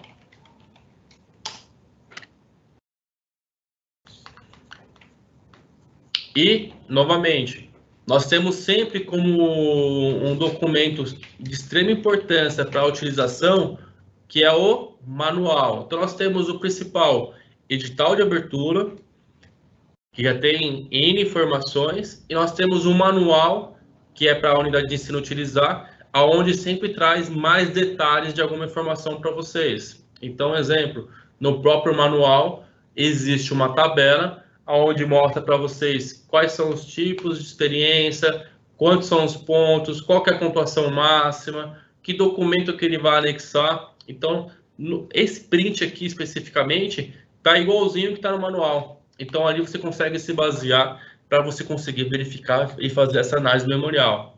Então, você que faz todo o trâmite do processo seletivo, o que você tem que fazer? Pegar essa parte do manual e encaminhar para os membros da banca examinadora para que ele consiga fazer o trabalho dele de fazer a análise do memorial. Tá bom? Aqui é um exemplo. O que significa uma declaração na documentação comprobatória? O que significa CTPS? O que significa documentação comprobatória quando é autônomo? Então, nós temos isso aqui também no próprio manual e aqui demonstramos para vocês que uma declaração tem que ser feita como? Pode ser no papel de pão assinado? Tem que ser feito de que forma? Ó, é no papel timbrado, com a assinatura do responsável legal. No papel tem que especificar a empresa ou instituição, a função, cargo ou emprego, o tempo de serviço, qual foi o tempo que ele ministrou aquela aula, exerceu aquela função, qual foi o componente, para qual disciplina, em qual área, porque às vezes ele ministrou a disciplina lá, plantar feijão. Só que essa disciplina plantar feijão, você não consegue identificar ali para que serve, se você consegue ou não pontuar ele. Então, por isso também que tem também que a instituição consegue, na declaração, mostrar em qual área de atuação que é aquele componente ou aquela disciplina. Então, ele consegue complementar na própria declaração. Carteira de trabalho, o que serve na carteira de trabalho? Como é que tem que estar discriminado? Quando o cara é autônomo, o que serve como autônomo? O que tem que anexar? Então, todas essas informações existem já dentro do manual, dentro do próprio edital de abertura para o candidato preencher. Também do modelo, né? Do modelo de memorial. No caso, esse é um print do arquivo Word que o candidato tem acesso, né? Para ele preencher, seria o modelo de memorial. Então, no próprio modelo de memorial que o candidato utiliza, tem ali um resumo daquelas informações que constam do edital de abertura. Então, aqui, teve até uma dúvida sobre isso aqui, documentação comprobatória. O cara tem a CTPS, mas na CTPS, carteira de trabalho, não tem a informação complementar de qual componente que ele ministrou a aula. Como é que ele vai pontuar? Ele anexa junto à CTPS uma declaração daquela empresa em qual disciplina que ele ministrou os componentes. Então, às vezes, para comprovar e documentar, ele vai ter que anexar 2 documentos comprobatórios, porque vai de acordo com o que a instituição que ele pediu a declaração ou algum vínculo vai demonstrar para vocês. E o candidato ele tem ali discriminado como é que tem que vir esse documento. Perfeito? E é uma análise prévia também que cabe ao candidato, né? Então, assim, cabe ao candidato verificar se a documentação que ele tem para essa finalidade, se ela atende os requisitos que constam do edital de abertura. Porque, por exemplo, o candidato, vamos supor, ele tem lá a CTPS com a informação que ele é professor, que ele já foi professor. Mas na CTPS não tem uma informação relacionada à área ou ao componente ou à disciplina em que ele ministrou aulas. Então, cabe este candidato, ao verificar por exemplo, essa CTPS, e ao constatar que não tem essa informação, de repente o interessante para ele seria ou solicitar a anotação dessa observação na CTPS ou até mesmo entrar em contato com a instituição e daí ele pegar uma declaração, né, onde a declaração ela permite a inserção dessas informações.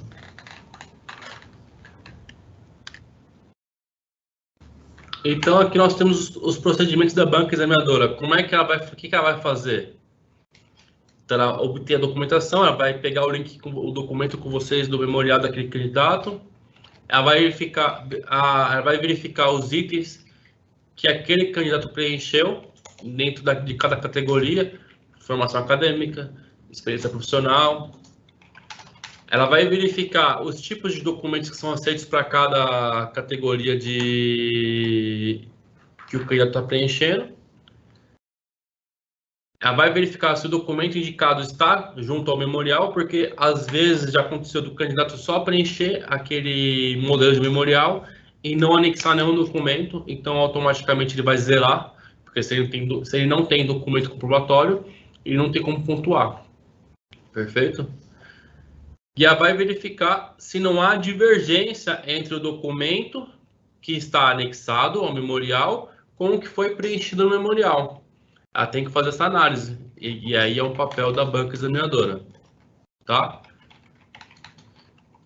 Em caso de haver uma divergência no preenchimento, qual que ela vai levar em conta? Qual que ela vai considerar? Ela vai considerar sempre o que está como documento comprobatório. Então, exemplo, o candidato ele preencheu que ele tem experiência de 1 ano, porém, ele anexou documentos que comprovam que ele tem experiência de 3 anos. O que eu vou levar em conta? Você vai levar em conta o que ele documentou, o que ele comprovou. Isso serve também ao inverso.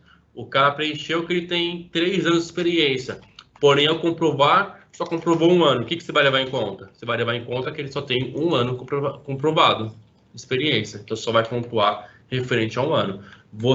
A banca tem que ter esse feeling de fazer essa análise para que não deixe nenhum candidato ser prejudicado nesse momento.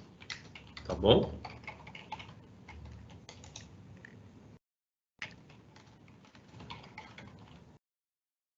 Como que hoje é formada essa banca examinadora? Então, a banca ela é responsável pela prova, ela é designada hoje pelo diretor da escola. O diretor da escola que designa quem é a banca examinadora dele.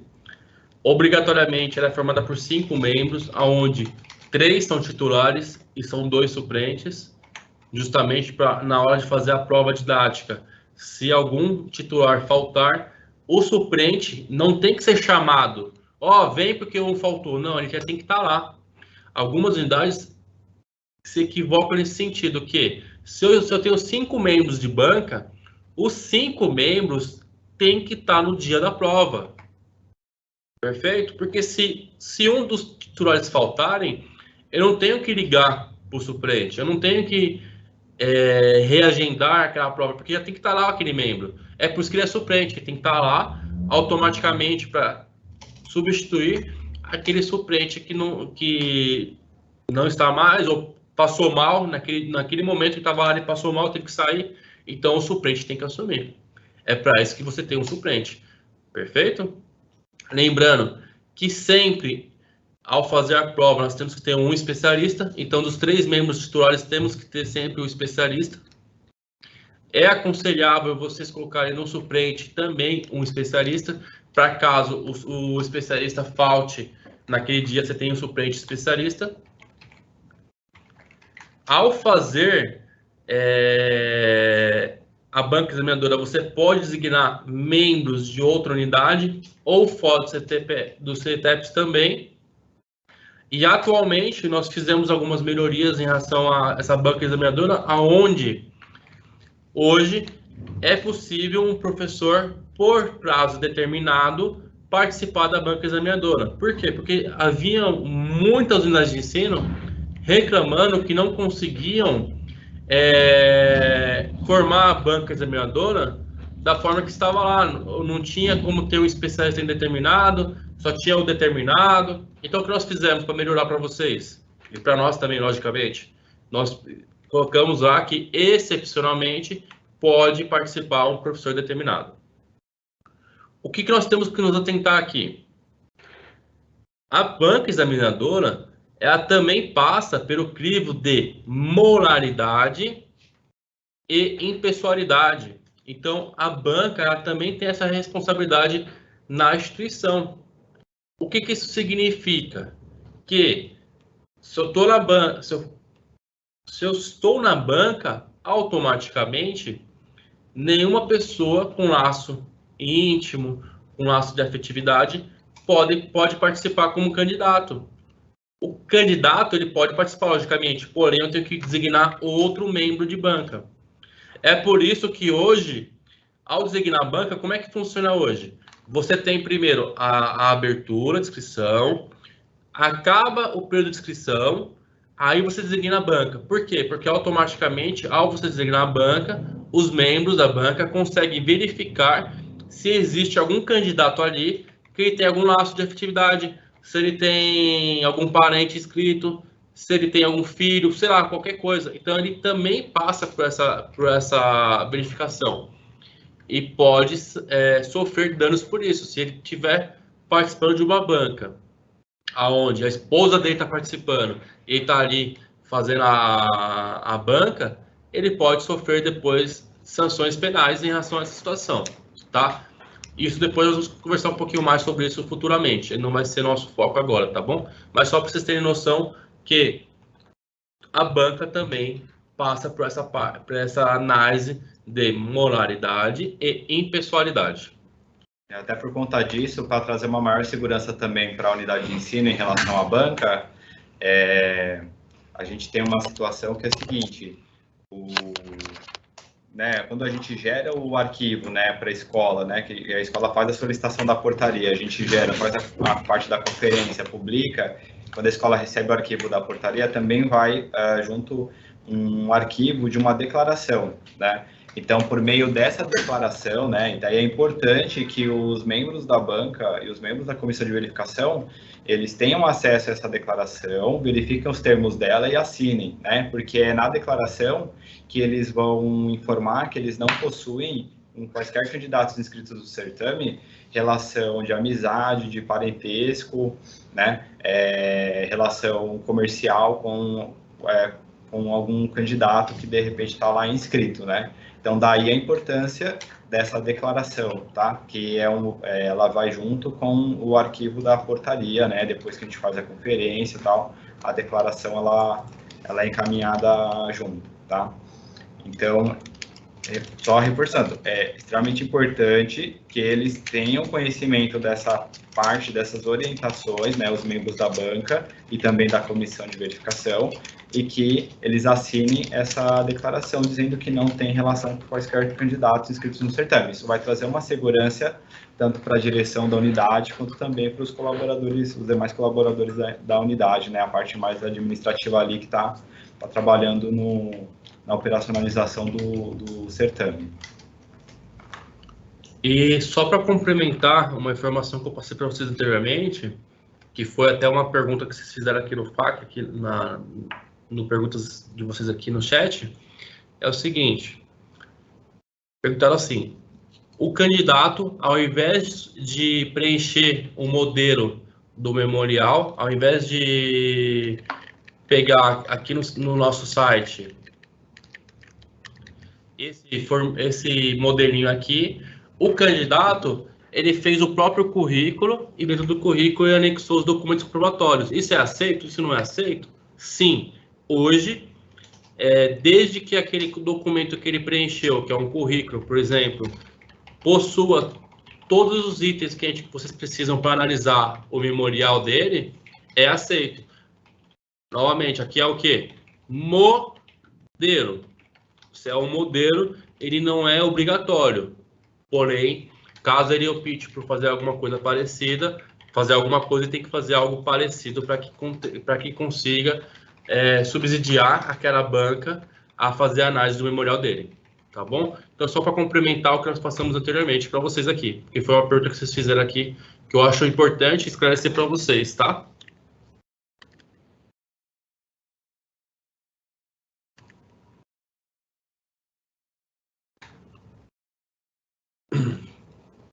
Então, uma coisa importante, aí tem mais a ver com a parte sistemática, Vocês vão perceber que, sistematicamente, ao fazer o deferimento, você vai anexar, você vai preencher no sistema já quem é deferido ou indeferido, e automaticamente já vai preencher a nota daquele candidato que foi deferido.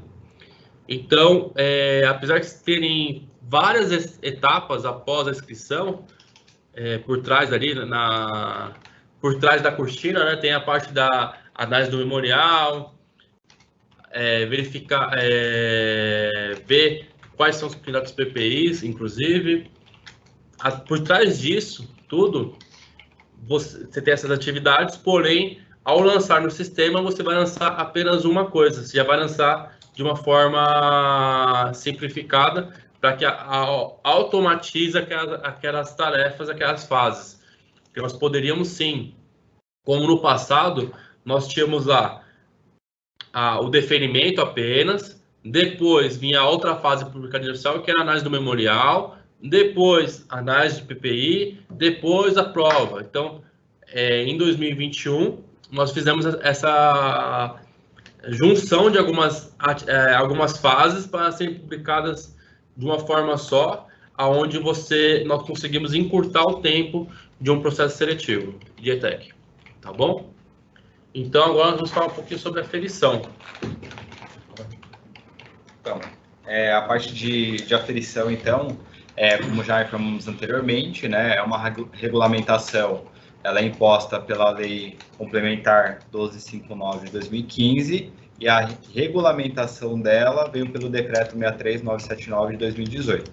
Então, essa legislação, ela consiste em permitir ao candidato autodeclarado preto, pardo e indígena um acréscimo na sua pontuação obtida em cada fase do certame, né? No nosso caso aqui em especial, como estamos tratando de processo seletivo simplificado, seria o exame de memorial circunstanciado e a prova de métodos pedagógicos, tá? Então, o que acontece? Lá no ato da inscrição, o candidato ele já se autodeclara, ou seja, ele mesmo, por iniciativa dele, ele se coloca, né, se autodeclara o preto, o pardo ou indígena, no caso aqui especial, para a obtenção da pontuação, e ele também escolhe se quer ou não fazer uso da pontuação. Então, é prerrogativa do candidato a questão da pontuação diferenciada, tá?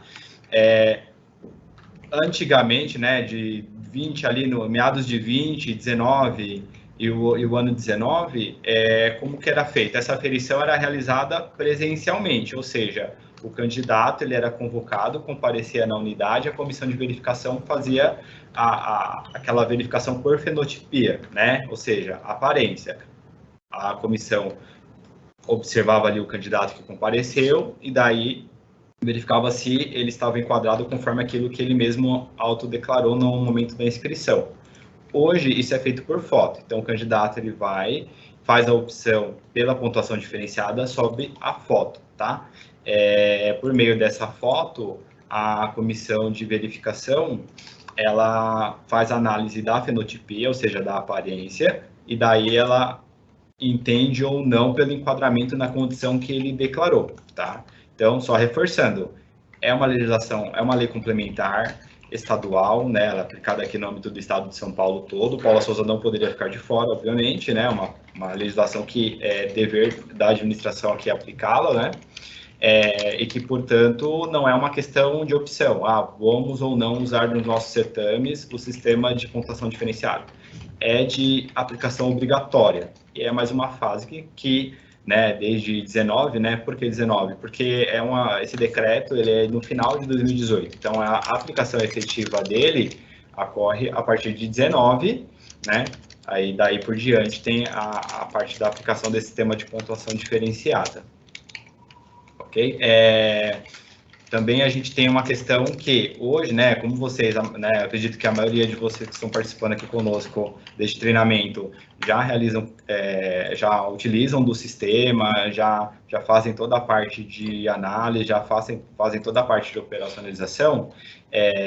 Para fazer o cálculo dessa pontuação diferenciada, o departamento, a gente elaborou aí planilhas para facilitar o cálculo, porque é uma conta matemática, né? Você utilizar, né, pela conta ali, faz uma conta de média, faz toda uma conta de verificação de acordo com as notas obtidas pelos candidatos. Seria a ampla concorrência, na média da ampla concorrência, a média dos candidatos autodeclarados pelos pardos indígenas que têm optado pela pontuação diferenciada. Então, para facilitar, o departamento ele criou uma planilha que, quando da solicitação, né, quando tem, né, na hipótese de ter ali candidato que tenha optado pela PD, a escola encaminha essa planilha como uma documentação complementar à fase de resultado do exame de memorial ou da fase de resultado da prova de métodos pedagógicos, tá? Então, tem que encaminhar a planilha para que a gente possa ser mais assertivo em relação à aplicação dessa pontuação para os candidatos, ok?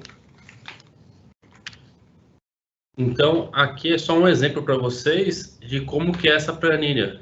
Nós temos ela no nosso site, nós temos vídeo explicando de como preencher essa planilha, perfeito? Nós não vamos entrar nesse método hoje, porque não daria tempo de como fazer esse preenchimento, mas nós já temos vídeo explicando de como preencher essa planilha. Nós temos já no nosso departamento formas de você fazer algumas capacitações de alguns itens, e um delas é esse vídeo explicando como preencher a planilha PPI de pontuação diferenciada. Perfeito? Então, quando que eu não vou aplicar a PD? Pontuação diferenciada. Quando não houver candidatos beneficiários da PD entre os habilitados definidos. Então, automaticamente, se eu não tenho ninguém lá definido e que optou pela PD, eu não vou aplicar a PD. Uma coisa até óbvia. Se a média da concorrência PPI, que é o cálculo que é feito, for maior do que a pontuação média da concorrência de ampla, automaticamente, ao você preencher essa planilha de forma correta, o Excel já vai demonstrar para você se você aplica aquela PD ou não. Hoje, o nosso Excel hoje já está atualizado, né, no nosso site, então sempre que a gente pede para vocês fazerem essa atividade, a gente pede para vocês baixarem o arquivo que está no site, para pegar sempre o atualizado, e já mostra para vocês, após o preenchimento, se você tem pontuação diferenciada ou não, tá bom? E, automaticamente, quem zelar na prova não tem pontuação diferenciada, porque aqui nós estamos falando de pontuação diferenciada aplicada em todas as fases do processo seletivo, e não apenas na análise do memorial, porque a pontuação diferenciada também é aplicada na avaliação de prova de métodos pedagógicos. Perfeito? E nós temos aí alguns pontinhos de atenção, né? O Excel, ele tem que ser preenchido corretamente. No próprio Excel já tem algumas observações. Uma delas é tirar os traços, para você preencher o candidato por X quando tem a PD. Então, novamente, isso aqui tem um vídeo explicando etapa por etapa desse preenchimento, tá bom? Aí vocês conseguem ver depois. Eu mando para vocês aqui também esse link desse vídeo, para que vocês tenham uma noção um pouquinho maior. Quando que é feito a aferição da veracidade da autodeclaração? Por que autodeclaração? Porque o candidato, no momento da inscrição, ele se autodeclarou PPI. Um candidato preto, pardo ou indígena. É autodeclaração, tá? Quando que é feito isso? Após o exame de memorial circunstanciado. Isso só vai ser feito, essa aferição da veracidade, nos candidatos que optarem pela PD. Por quê? Porque tem candidatos que, ao fazer a inscrição, eles põem lá, sou pardo, mas não quero PD. Tem alguns que fazem isso. Então, automaticamente, Para os que não optaram pela PD, você não vai fazer a aferição, você só faz a aferição para aqueles que optaram pela PD. Uma coisa importante que algumas pessoas se confundem é o seguinte: não importa se eu não tiver pontuação diferenciada, ao fazer o cálculo da pontuação diferenciada, eu não tive nenhum ponto acrescido, não importa isso, sempre, obrigatoriamente, eu vou ter sim a fase de aferição. Mesmo que nenhum tenha tido alguma pontuação diferenciada aplicada, eu vou ter a aferição. Perfeito? Aí a gente tem e essa necessidade da aferição, mesmo nessa hipótese de não aplicação da PD, ela é o atendimento à legislação que estabelece, né, esse sistema de pontuação diferenciada. Então, da forma como nós realizamos essa parte de pontuação diferenciada, aplicação desse sistema, a parte de aferição, a forma de realização, a gente faz estritamente conforme pede a legislação. Tá? Então, não é aqui não é porque o departamento ele entende que tem que fazer a aferição mesmo não aplicando a PD. É a legislação que estabelece que a aferição ocorra mesmo sem a aplicação da PD. Uma vez que houve a solicitação, é pedido que a legislação exige que essa aferição ela seja realizada independente da sua aplicação nesta primeira fase, né, que seria do exame de memorial circunstanciado.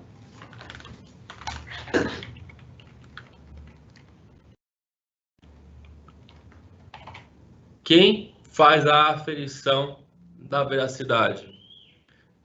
Quem faz isso é a comissão de verificação. Quando que foi atribuída essa comissão de verificação? Ao fazer a inscrição, vem a fase de portaria. Na portaria, já sai a banca examinadora e já sai os membros da comissão de verificação. Ela é formada apenas por 3 membros, não existe suplente, por quê? Porque é uma fase que a unidade de ensino faz online. Então, automaticamente, você não precisa ter um suplente, porque você consegue se organizar ali. Obrigatoriamente, nós temos que ter, entre esses 3 membros, temos que ter um membro PPI. Temos que ter um professor preto ou pardo ali entre essa comissão de verificação, para que você tenha uma maior transparência possível em relação àquela atividade. Obrigatoriamente, não pode participar o diretor da unidade. Como o Gerson mencionou anteriormente, a verificação é de forma do fenotipo, né, pela foto. Então, eu vou verificar pela foto se ela é ou não preta parda. Indígena não, porque indígena é Rani. Então, eu vou verificar pela foto se ela é preta ou parda. Então, eu vou verificar o tom da pele, se ela tem alguma característica no rosto que demonstra que ela é preta ou parda, e aí vai sendo feita essa verificação. Perfeito? Em caso de dúvida, a comissão de verificação pode pedir, existe um modelo digital, onde ela pede para que o candidato encaminhe um documento de ascendência. O que seria isso? Um documento do pai, da mãe, com foto, para poder demonstrar, ó, você está em dúvida se eu sou PPI ou não, mas eu estou em dúvida, eu vou lá, peço para aquele candidato, de forma oficial, tá? Não é telefone, ó, me manda aí um documento, não é assim, tá? Existe um edital para publicar sobre isso, onde você pede esse documento e aí sim você consegue fazer uma aferição de forma correta, caso seja necessário. O candidato, ele pode pedir reconsideração em relação à aferição de veracidade. É difícil de acontecer isso, até hoje eu não vi muitos casos em relação a essa situação, mas é passível de um recurso, que esse recurso chama-se reconsideração. E aí ele pede uma reconsideração porque ele foi eliminado daquele processo seletivo, porque a comissão achou que ele não é preto ou pardo. Perfeito? Aqui é uma observação em relação à comissão, né, a designação. Os membros não necessariamente precisam ser professores, tá? O servidor administrativo pode compor, né? a comissão de verificação. A exigência mesmo estabelecida pela legislação é que pelo menos um dos membros ele seja preto ou pardo, tá? Então, digamos que tem que ter número ímpar, né? E um dos membros preto ou pardo é aquilo que a legislação ela solicita que seja cumprido, tá? Sobre a questão de quando ocorrer a situação da dúvida, ou seja, a comissão de verificação, ao analisar a foto, verifica por meio da fenotipia que o candidato, de repente, ali pode ou não estar enquadrado, surge aquela situação de dúvida, a verificação é feita por meio de ascendência, através do documento do genitor, né? O candidato, a escola, né, por meio de um despacho do presidente da comissão de verificação, que encaminha para nós aqui do departamento, é solicitado ao candidato que encaminhe cópia desse documento do genitor dentro de um prazo determinado.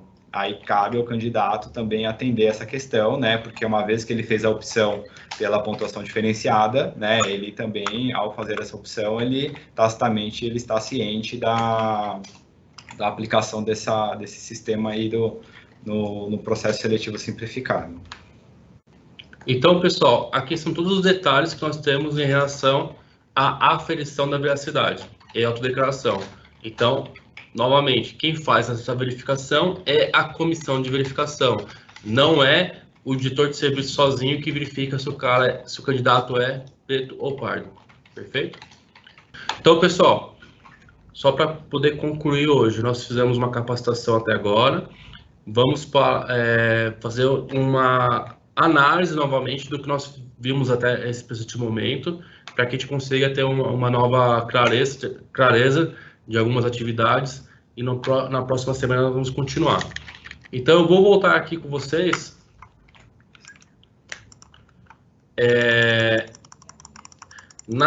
nos primeiros slides, onde nós conversamos sobre o fluxo do processo seletivo simplificado. Então, só para relembrar, nesse primeiro momento, nós já verificamos com vocês aqui sobre a abertura, verificamos como que é feita a portaria. Logicamente, pessoal, o nosso intuito aqui não é entrar no sistema e mostrar o preenchimento do sistema, e sim mostrar o que existe ou não naquela fase e quais são as possíveis complicações que existem em cada etapa. Já mostramos para vocês o deferimento. Junto com o deferimento, nós temos a fase do memorial, que nós demonstramos para vocês como é que é feita a análise do memorial. Mostramos que caso tenha um candidato PPI, existe sim uma planilha de cálculo da pontuação diferenciada, que para isso existe um vídeo que vocês podem assistir para poder visualizar isso. Mostramos já sobre a fase de aferição do PPI, quem que efetua essa aferição, como é que é divulgado, e automaticamente, após a divulgação dessa aferição, nós convocamos os candidatos para a prova de métodos pedagógicos. Perfeito? Então, nós temos, até o presente momento, nós conseguimos fechar um ciclo entre a abertura e até a aferição de PPI. O que nós vamos fazer agora? Nós vamos encerrar esse treinamento neste momento. Na próxima segunda-feira, nós voltamos com esse treinamento, onde nós vamos continuar da parte de prova de métodos pedagógicos. Vamos encerrar todo esse fluxo. Vocês vão perceber que a gente vai encerrar esse fluxo aqui total. Vamos ter algumas outras apresentações sobre o próprio departamento. E posterior, o que nós vamos fazer? Lógico que tudo dando tempo, o tempo dando para a gente conseguir fazer isso. Nós vamos pegar as perguntas que vocês fizeram hoje, tem aqui todas essas perguntas, vamos tratar essas dúvidas de vocês e vamos responder para vocês posteriormente na próxima reunião, tá bom? Então, esse é o compromisso nosso com vocês. Eu espero que vocês tenham aproveitado esse treinamento no dia de hoje. É o primeiro treinamento que o departamento faz dessa forma com vocês, né? De forma tão ampla, tão detalhada. Então, eu espero realmente que a gente tenha conseguido tirar o máximo de dúvidas de vocês. Se tiverem mais dúvidas, coloca aqui no chat. Acabando a reunião, tem mais dúvidas que vocês querem esclarecer? Manda para o departamento via e-mail, lá, dgsdad.etec@cps. Pode mandar as dúvidas. O máximo de dúvidas possíveis, nós vamos tentar, na próxima semana, tratar essas dúvidas e esclarecer uma por uma com vocês. Caso o departamento não consiga responder para vocês todas as dúvidas para vocês de forma no treinamento mesmo, nós temos um compromisso com vocês de que vamos gerar um documento Word com as dúvidas e com as respostas e encaminhar para vocês posteriormente quais foram essas dúvidas para vocês aí, quais foram as respostas. Então, vocês não vão ficar em momento algum sem as respostas. Podem ficar tranquilo que nós temos esse compromisso com vocês aí, tá? Então, novamente, da minha parte, eu agradeço aí a participação de vocês. Eu sei que não é difícil, é muito difícil para a unidade de vocês disporem de participar desse tipo de treinamento, 1h30, 2 horas de treinamento, porque vocês também estão sobrecarregados. Então, por isso que nós tentamos fazer algo da melhor forma possível, de forma bem objetiva com vocês, tá bom? Então, da minha parte, muito obrigado. Muito bem, só também agradecer, né, o tempo disponibilizado e a gente se coloca à disposição, a equipe toda, o departamento todo, para esclarecer qualquer situação que tenha, né, que surja do conteúdo que nós apresentamos até aqui e na segunda etapa do treinamento, a gente vai dar sequência aí às demais fases aí e esclarecer alguns outros pontos também que tem aí de dúvidas aí, tá bom? Só mais um adendo, pessoal. É importantíssimo que vocês sempre contribuam com o departamento. Mandem sugestões de melhorias, mandem dúvidas, mandem questões que, no manual está dizendo isso, mas eu entendi aquilo. Vocês têm total liberdade de encaminhar isso. Lógico, mas Luiz, já encaminhei uma melhoria no sistema. Talvez a gente não consiga aplicar aquela melhoria naquele momento, mas melhorias que são passíveis de serem executadas no sistema, nós sempre colocamos no escopo ali para que sempre que houver um tempo, a gente consiga implementar isso aí para vocês, tá? Porque o nosso intuito aqui do departamento é auxiliar vocês, não é dificultar o trabalho de vocês, é sempre auxiliar e fazer com que vocês consigam fazer da melhor forma possível a atividade do departamento, que é o processo seletivo simplificado ou concurso. Então, na próxima reunião, nós vamos entrar novamente sobre o processo seletivo simplificado e vamos continuar aquele conteúdo programático que nós demonstramos para vocês aí no começo da reunião. Tá bom? Karen?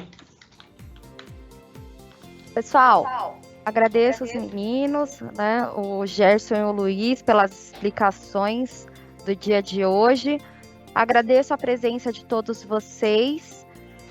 E não esqueçam de assinar a lista de presença. Tenham todos uma excelente semana, pessoal. Até mais. Tchau, pessoal. Obrigado. Tchau, tchau.